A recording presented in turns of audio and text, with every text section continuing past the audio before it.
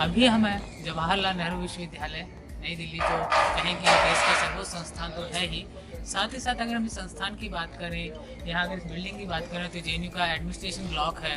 और ये ब्लॉक कहीं ना कहीं साक्षी रहा जेएनयू में जो विभिन्न आंदोलन हुए, सीढ़ियों पर जब एक भारी भीड़ उमड़ती है, आपने देखा होगा कभी मीडिया चैनल्स के थ्रू। साथ ही साथ अगर हम बात करें जेएनयू की, तो जेएनयू में हजारों लाखों विद्यार्थी हर साल एक सपना देखते हैं कि जेएनयू हम प्रवेश पा सकें, और उसको लेके अप्लाई भी लाखों फॉर्म होते हैं। लेकिन कुछ हज़ार विद्यार्थी इस देश की सबसे टॉप यूनिवर्सिटी, अब कहें कि कहा जाता है कि आप दिल्ली में हैं, लेकिन आप दिल्ली में नहीं हैं अगर आप जेएनयू में हैं। ये बिल्डिंग जेएनयू का जो पूरा का पूरा एडमिन ब्लॉक है, यहाँ से पूरी की पूरी जो प्रशासनिक प्रक्रियाएं हैं जेएनयू के, चाहे वो रिजल्ट से जुड़ा हुआ, एडमिशन प्रोसेस से जुड़ा हुआ, वो पूरी यहीं से संचालित होती है। वीसी ऑफिस की बात करें, अगर हम इसके जस्ट लेफ्ट में देखते हैं, तो जिनके नाम पे जेएनयू का नाम पड़ा, जवाहरलाल नेहरू विश्वविद्यालय, तो नेहरू जी की प्रतिमा आपको दिखाई देगी। ये स्टेचू जो सामने बना हुआ है पेड़ों की आड़ में।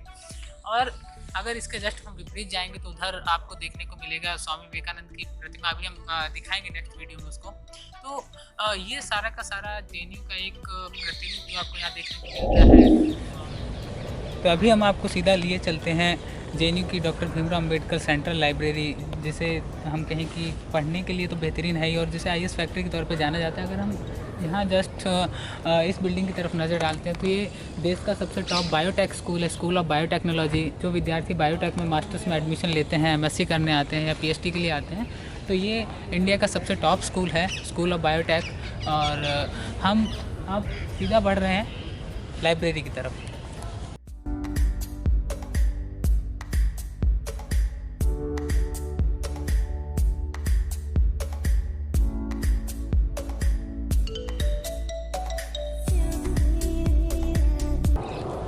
तो अभी अगर आप जस्ट सामने देखेंगे, तो यहाँ दीवारों पे कुछ पोस्टर्स बने हुए हैं, विभिन्न जो पॉलिटिकल पार्टीज़ के द्वारा बनाए जाते हैं। कहा जाता है कि जेएनयू की दीवारें बोलती हैं। यहाँ पे दीवारों पे जो पोस्टर प्रक्रिया के द्वारा अपनी बात को स्टूडेंट्स तक पहुँचाया जाता है, वो अलग बात है कि आप अगर दूसरी जस्ट दीवार पर देखेंगे, तो वहाँ से पोस्टर्स आपको दिखाई नहीं देंगे, क्योंकि दिल्ली सरकार के रूल के तहत ये हटा दिए गए हैं सारे के सारे। नहीं, आपको हर दीवार पर पोस्टर्स देखने को नॉर्मली मिल जाते थे। तो अभी हम जो लाइब्रेरी का आगे अगर आप देखेंगे, तो आगे जाके मेन गेट है लाइब्रेरी का। और अगर लाइब्रेरी की मैं ग्राउंड फ्लोर की बात करता हूँ, तो यहाँ पे 3 जो मेन हॉल, तो ये है जेएनयू की लाइब्रेरी। वो जगह है जहाँ पे लोग अपने सपने पूरे करते हैं बैठ के, छोटे गाँवों से आके, छोटे शहरों से आके। इस जगह को अगर मैं कहूँ, तो जेएनयू की सबसे बेस्ट जगह कहूँगा, खासकर स्टडी के लिए। आप लाइब्रेरी में जाइए। पहले लाइब्रेरी में पीछे धौलापुर हाउस होता था, जो अब नॉन एसी होने की वजह से मोस्टली यूपीएससी वाले उसे यूज़ करते हैं, और उसे आईएएस फैक्ट्री जाना जाता है। लेकिन अगर हम नीचे की बात करें इस पूरी लाइब्रेरी की, तो पूरा का पूरा जो लाइब्रेरी है वो फुली एसी है, एयर कंडीशन है। ग्राउंड फ्लोर पे आपको बुक्स अवेलेबल नहीं होती हैं। बाकी हर फ्लोर यहाँ पे अलग अलग सेक्शंस के लिए बांटा हुआ है, अलग अलग सब्जेक्ट्स के लिए बांटा हुआ है। अभी लाइब्रेरी पूरा बंद पड़ा है कोविड की वजह से। तो ये यहाँ का सेंट्रल लाइब्रेरी है। तो अभी हम हैं जेएनयू के school of language and literature and culture studies का जो फर्स्ट बिल्डिंग है, जिसे हम ओल्ड एसएल भी कहते हैं, उसके जस्ट सामने स्कूल ऑफ लैंग्वेजेस की अगर हम बात करें, तो यहाँ कुछ सेंटर्स जो लैंग्वेज के हैं वो इसमें लिंग्विस्टिक, अगर एमए लिंग्विस्टिक की बात करें, एमए इंग्लिश की बात करें, तो वो सभी सेंटर इसी में हैं। इसके अलावा स्कूल ऑफ लैंग्वेज का एक नया बिल्डिंग भी है, जिसमें हम चाहे जापानीज़ लैंग्वेज की बात करें या फिर अपना कोरियन सेंटर की बात करें, वो जो लैंग्वेजेस के सेंटर है वो SL1 में है, सॉरी SL2 में है वो सेंटर्स। और वो स्कूल ऑफ लैंग्वेज का नया बिल्डिंग है, और ये पुराना वाला बिल्डिंग। अभी हम चलते हैं सीधा स्कूल ऑफ लैंग्वेज की सेकंड बिल्डिंग की तरफ। तो अभी हम हैं स्कूल ऑफ लैंग्वेज का जो सेकंड बिल्डिंग है, जिसे हम USL के नाम से भी जानते हैं। इस SL की बिल्डिंग के सामने आप जस्ट अगर सामने देखेंगे, तो आपको एक बिल्डिंग दिखाई दे रहा है, जो language lab and multimedia complex के नाम से जाना जाता है। तो सिंपल भाषा में कहें तो इसे लिंग्वा लैब भी कह सकते हैं। आप लैंग्वेज को प्रैक्टिकली कैसे सीखते हैं, वो इस लिंग्वा लैब में आपको सिखाया जाता है। और अभी हम स्कूल ऑफ लैंग्वेज की सेकंड बिल्डिंग के जस्ट सामने।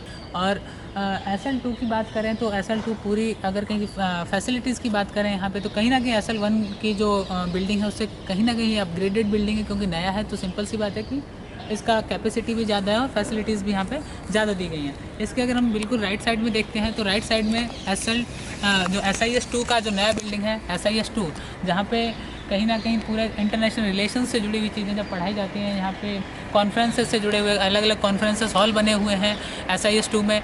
जो स्टूडेंट्स मास्टर्स में SIS में आना चाहते हैं या फिर जिनका सपना होता है कि वो स्कूल ऑफ इंटरनेशनल स्टडीज़ से जाके अपना इंटरनेशनल रिलेशंस में महारत हासिल करें, तो वो यही बिल्डिंग है जहाँ से हमारे दुनिया के जो इंटरनेशनल रिलेशंस को हम कंट्रोल करने के लिए जो बेहतरीन ऑफिसर्स जो निकलते हैं वो इसी बिल्डिंग से निकलते हैं। और ये स्कूल ऑफ लैंग्वेज है जिसके बारे में ऑलरेडी बता ही चुका हूँ। जापानीज सेंटर की बात की जाए, कोरियन सेंटर की बात की जाए, बहुत सारे सेंटर के ऑफिसेस इसी में है लैंग्वेज से जुड़े हुए। तो अभी हम सीधे चलते हैं स्कूल ऑफ लैंग्वेज की बिल्डिंग के अंदर और आपको दिखाते हैं कि यहाँ से कुतुब मीनार कितना पास में।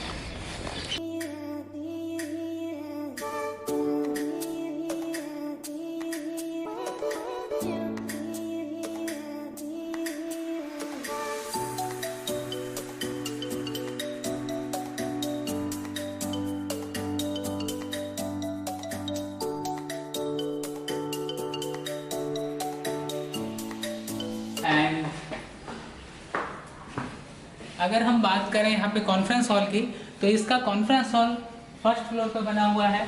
एंड हर बिल्डिंग में आप देखेंगे कि लिफ्ट फैसिलिटी अवेलेबल है। If you are from PWD category then you have no problem regarding to your body problems. आपको यहाँ पे लिफ्ट फैसिलिटी ऑलरेडी अवेलेबल है।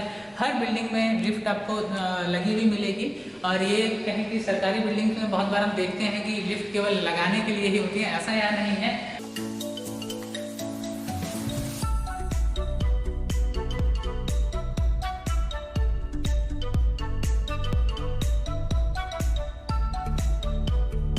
अब हम चलते हैं ऊपर की साइड जो अदर सेंटर्स हैं।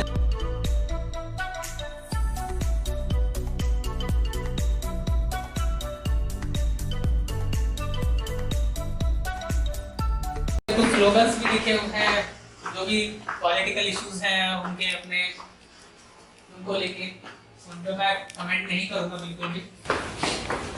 पर आपको मेरे बारे में तो पता होगा ही। Current student of this university. बहुत सारे स्टूडेंट सोचते हैं कि I am only like youtuber. I am not only youtuber but also as a student of JNU। I am in language centre. So now we are on 3rd floor finally. अब थोड़ा हम उधर दिखा देते हैं स्टूडेंट्स को, ताकि ये यहाँ का लाइब्रेरी है स्कूल ऑफ लैंग्वेज का। हर बिल्डिंग में, हर स्कूल में यहाँ पे डिफरेंट लाइब्रेरी है। अगर आपको मेन भीमराव अम्बेडकर लाइब्रेरी में सीट नहीं मिलता है तो आप यहाँ पे आके भी पढ़ सकते हैं। उसके अलावा आप एक और काम कर सकते हैं, आप अपना ID कार्ड जमा करके अपना जो स्कूल है उस स्कूल को भी खुलवा सकते हैं, उस रूम को खुलवा सकते हैं जो आपका क्लासरूम है। तो वहाँ भी बैठ के आप पढ़ सकते हैं। यहाँ पे कोई ऐसा रोक टोक नहीं है कि नहीं स्कूल का जो बिल्डिंग है वो इतने टाइम से इतने टाइम तक खुलेगा, आप आधी रात को भी आके उसे खोल सकते हैं। तो अभी हम सीधे आपको दिखा देते हैं इधर का व्यू, जो जस्ट अपोजिट में पहले हम ऑलरेडी दिखा चुके हैं। स्कूल ऑफ लैंग्वेज का जो पहला बिल्डिंग है वो यहाँ से जस्ट सामने आपको दिखाई दे रहा है। वो पुराना बिल्डिंग है JNU का। और इधर आपको देखेंगे तो एकदम हरा भरा एक